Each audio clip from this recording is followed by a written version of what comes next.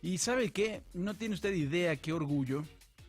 este evento que se organizó en Yucatán, en Mérida específicamente, que tiene que ver con, que fue la 17ª cumbre de los Premios Nobel de la Paz, en donde acudieron cerca de 30 Premios Nobel de la Paz de diferentes organizaciones y personas en físicas en lo particular, por así decirle.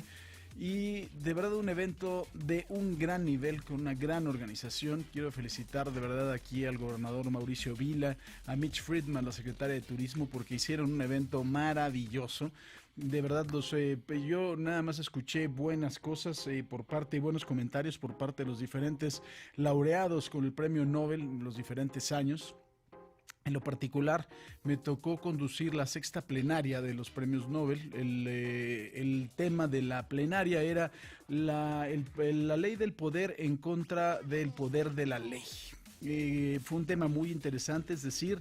pues se tenía que plantear cuál ha sido la legislación internacional, los tratados internacionales, los diferentes convenios y la forma de llevar a cumplirlos y la forma en que podemos presionar para que esos convenios se puedan llegar a cumplir. Y sobre todo, por supuesto, en estas estira y afloja que tienen los diferentes gobiernos y en estos equilibrios que a veces son tan complicados, como el equilibrio de tratar de aplicar la ley a un tipo como Donald Trump. Por ejemplo, es muy claro, ¿no? Yo lo preguntaba también en una entrevista que le vamos a presentar el día de mañana en Imagen Televisión a Marcelo Cohen, que es el secretario general del Instituto Internacional de la Ley, si México debería de demandar al gobierno de Estados Unidos por la construcción del muro, y me decía que sí, que por supuesto que se tenía que demandar y que además de todo tendríamos amplias posibilidades de ganar, aunque no hubiera un cumplimiento o no hubiera también una detención de la construcción de ese muro. Se crearía un precedente, por supuesto.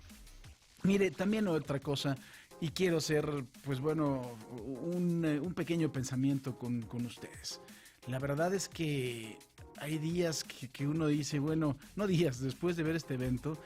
la verdad es que me apena muchísimo nuestros políticos. Yo le preguntaba a Frédéric Leclerc, que usted lo debe de ubicar perfectamente. Él fue el presidente de Sudáfrica en la época en que se liberó a Nelson Mandela y se desinstaló, se desmanteló el apartheid, esta política de segregación racial con la que vivían en Sudáfrica, y por eso recibió en conjunto con Nelson Mandela el Premio Nobel de la Paz. Y le preguntaba que en estos tiempos si hacía falta más estadistas, ¿no? Porque ya estos presidentes que tenemos, si hablamos del señor Vladimir Putin, si hablamos del señor Donald Trump, si hablamos del señor Kim Jong-un, si hablamos del señor Xi Jinping, pues bueno, finalmente creo que pues, son personas que se están comportando en este momento como niños jugando a las vencidas, ¿no? Y si hacía falta de verdad en el mundo más estadistas, y me decía que por supuesto que sí, que había que entender que a la política había que entrar a servir a la gente y no servirse de la gente. Eso me contestó Frédéric Leclerc, uno de los personajes que cambió sin duda el rumbo de la humanidad.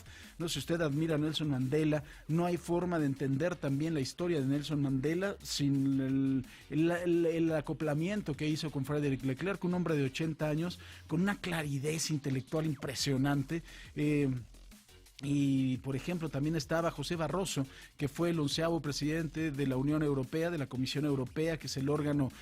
ejecutivo, es la presidencia de la Comisión Europea. También pues bueno, hablaba con una de verdad con una claridad de conceptos, con unos conceptos elevados, también hablando del cumplimiento de la ley internacional, de la obligación que tienen los poderosos, de cómo se va a tratar de llevar a los tribunales internacionales a los poderosos. Estaba Shirin Ebadi, que es la primera mujer, también Premio Nobel de la Paz, la primera mujer que fue juez allá en Irán, y que además de todo, cuando llegó el régimen musulmán, lo que hizo fue quitarla, bueno, el régimen de los ayatolas, lo que hizo fue quitarle el puesto, decirle que aquí no había jueces mujeres, le quitó todo lo que había ganado en su carrera, estoy hablando profesionalmente, la expulsaron y la empezaron a perseguir de forma férrea por todo el mundo. Estuvo también Marcelo Cohen, que es el secretario general del Instituto Internacional de la Ley, como ya se lo decía. Estuvo el señor Hans Gates, que es también parte del laboratorio creativo del Grameen, de la Fundación Grameen, del Grameen Bank, de Mohamed Yunus, que también hablaba un poquito pues de cómo terminar con las guerras y que era un asunto tan sencillo como de que no hubiera hambre, que los niños no se fueran a acostar a la cama con hambre, y que esto lo había platicado con el Papa Francisco. Estuve platicando también con Jonathan Granoff, que es el secretario general, el director del Instituto Internacional de Seguridad, que también hablaba sobre la seguridad que deben de tener los jóvenes, los niños, que tienen derecho a preguntarle a los políticos qué diablos es lo que están haciendo, y sobre todo que tienen derecho a la privacidad. Y cuando escuchaba de verdad todas estas disertaciones, cuando escuchaba la altura de miras, cuando escuchaba además de todo la sencillez para resolver los problemas, cuando escuchaba también, por ejemplo, el propio Lord David Trimble, que fue, como le digo, primer ministro de Irlanda del Norte y que fue el responsable de las negociaciones de paz, que también acabó con uno de los grupos armados más peligrosos y más violentos del mundo, que era el ejército republicano irlandés. Él también decía en algún momento, bueno, también hay que echarle un ojo a la migración, porque esto está empezando a causar un problema muy grave en nuestros diferentes países, un problema tan grave relacionado con que está cambiando la forma de vivir de muchos de los europeos, y si no ponemos de verdad, y si no ponemos de nuestra parte, y si no lo resolvemos, esto va a ser una ola que va a empezar a causar muchos más problemas, ¿no? De verdad que me encantó darme cuenta la altura de miras, los pensamientos tan preclaros que tienen, escuchar a un José Barroso hablar de la Unión Europea y de un órgano que finalmente tiene como base la cooperación internacional, que además, y lo decía muy bien, desde que se unieron en la Unión Europea, valga la redundancia, en Europa han tenido años de paz, una paz que no se había vivido hasta que no se creó la Unión Europea. No había habido un solo año de paz antes de la Unión Europea en Europa, por diferentes motivos, ¿no? La guerra de